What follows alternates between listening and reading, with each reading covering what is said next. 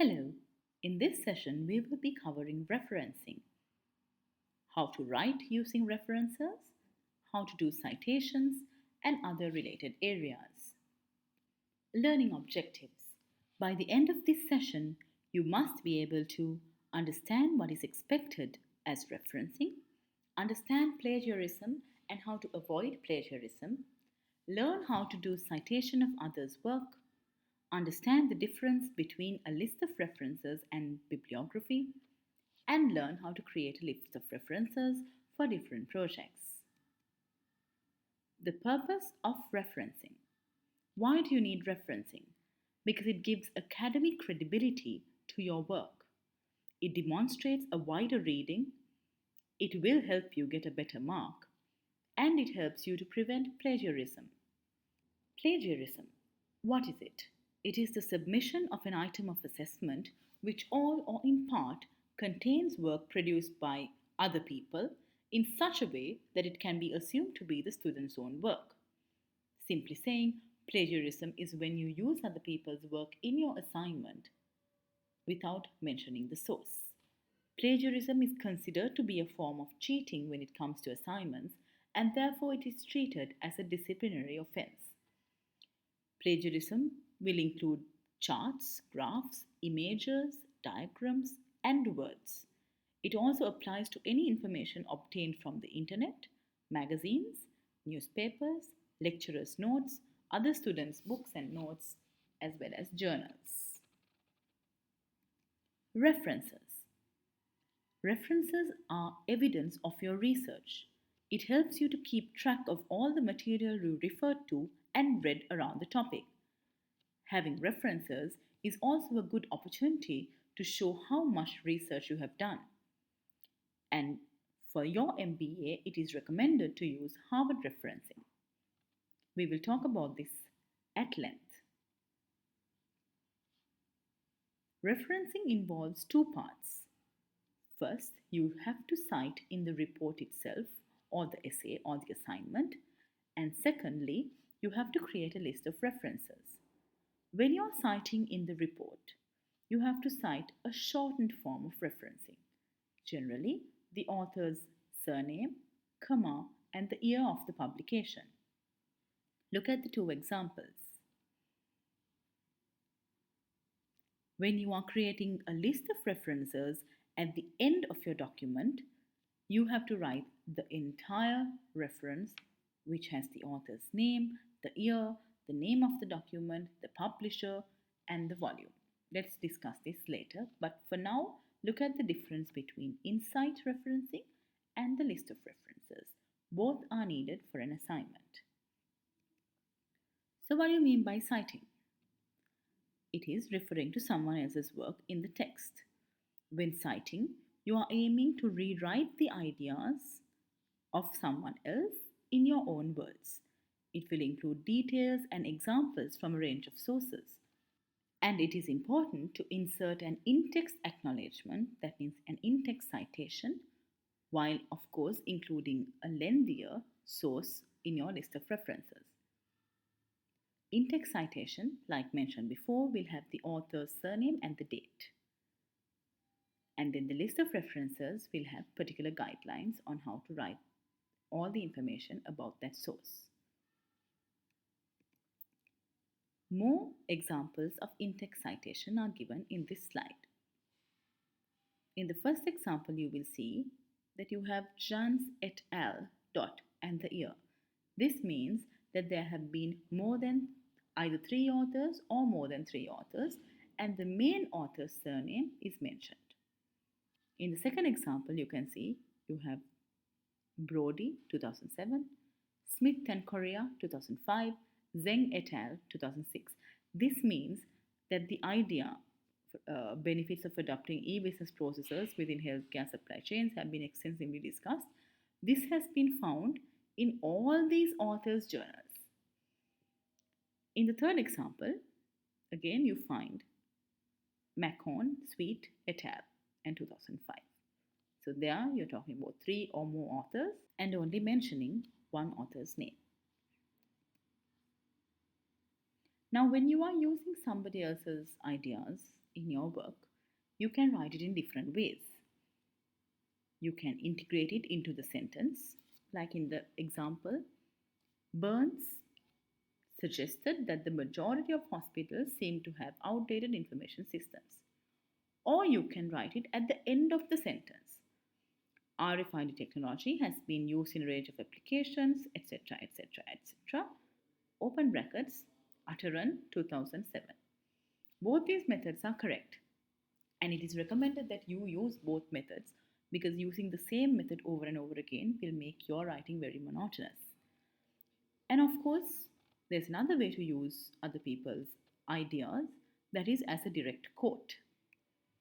But remember, when you are using direct quotes, only 10% is allowed to be directly quoted. For example, if you have an essay of 1,000 words, you can't write more than 100 words as a direct quote. So choose very carefully and only use the direct quote when it's absolutely critical. There are two ways to write the direct quote. One is within a sentence and the other is indented. We can look at it more in the next slide. Remember, when you're writing a direct quote, it's different to a citation because in the citation you had only the surname and the date. Here you will have to have the surname, date, and the page number. Here you can see on the left hand side is how you can put a direct quote within a sentence. So we can see Fisher, that is the author's surname, and then open brackets, the year, comma, and the page number, close brackets, argues that the functional products are, open inverted commas, that is your direct quote, the staples, close inverted commas, that satisfy the consumers, again within inverted commas, the basic needs, and that because those needs change very little over time, such products have, open inverted commas, stable predictable demand and long life cycles, close inverted commas. Now see, here we have not written the exact same sentence that Fisher has written, probably because it was too long. So they have taken only the main points, but the main points are unchanged. That's why we have given it in direct quotes. Now remember, if your direct quote is actually a little bit more than a sentence, if it's a little longer, you can use it like this. Sickmill, 1997, page 392, notes, and then indented, you can use the direct quote. So you see here, the direct quote is very long. That's why we have indented it and then put it within inverted commas. Now a good question is, how do you cite web pages? Because most of the time we have good facts and arguments found in websites. There, if you have an author and a date, please use it. It's also much recommended to only refer from websites and web pages where you can see clearly who the author is. So as you can see in the first line, Kirby and Couch, 2008, that is the author. If there is no identifiable author, then you can use the title of the web page and the date. For example, if you read something from NASA, from the NASA site, if there is no author, you can use the site's name. If there is no title to the page, use the URL. However, if the web page has no author or no title and no obvious date of publication also, perhaps it's better that you do not use it. List of references or bibliography. Now, a lot of students do not know the difference between a list of reference or the bibliography, but there is a difference. The list of references is the list of all the authors that you have actually referred to in the report. Remember, all these authors would have been cited in text as well. Bibliography is basically the list of everything that you have read to prepare yourself to write this report, but which is not cited inside the text. That is called the bibliography. Now remember, both the list of references and the bibliography has to be given in alphabetical order. Remember, alphabetical order starting with the author's surname. You don't have to give bullets and you don't have to separate books from journals and internet sites and YouTube tutorials, but you have to basically give all the authors and all the sources in alphabetical order. Let's look at a Example of a list of references. See how it's arranged in alphabetical order?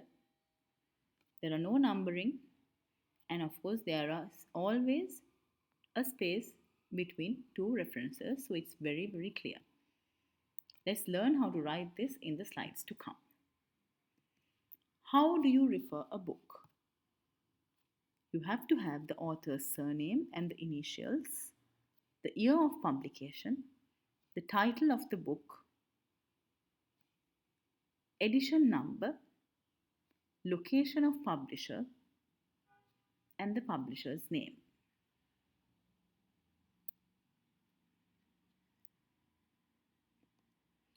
How do you refer a chapter of a book?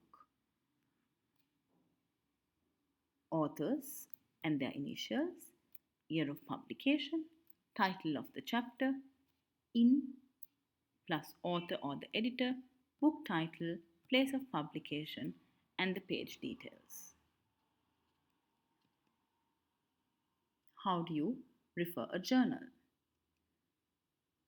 Look at the example. Author's surname and initial, year of publication, title of the article, the journal name, and volume, issue number, and page numbers. And this is how you refer an internet site. Along with all the other data, you have to give the URL and the access date.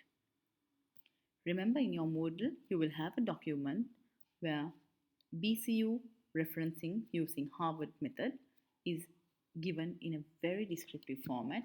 Please take care to read that entire document very thoroughly. How to write with references.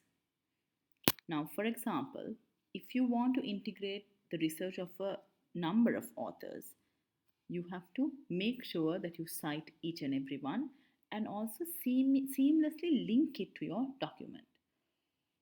The example that we have given below shows that there is a lot of research that is being cited from a number of authors, shows different ideas, demonstrates wide reading done by the particular person who has written it, and is a very good example of critically analyzing literature. Let's read the example. This paper brings together work where you show the connect between two authors' ideas in two areas of motivation. According to Robbins et al. 1998, the early theories of motivation were concerned with need satisfaction. Then the line in purple is the students. Current thinking, however, does not discount these theories but simply builds upon them to include a self concept. Leonard and Boas, that shows that the student has read further and not stopped with Robbins, argue that there are three elements to self perception. They propose that these three elements can be seen as a further development of Unson's original concept of money as a motivator. So, if you see this paragraph again, so many authors have been cited, but it flows very, very logically, sequentially, and seamlessly. And the student has provided not direct quotes, but has taken the idea from the authors and used it to further support his or her argument. Another example is here. Please read it.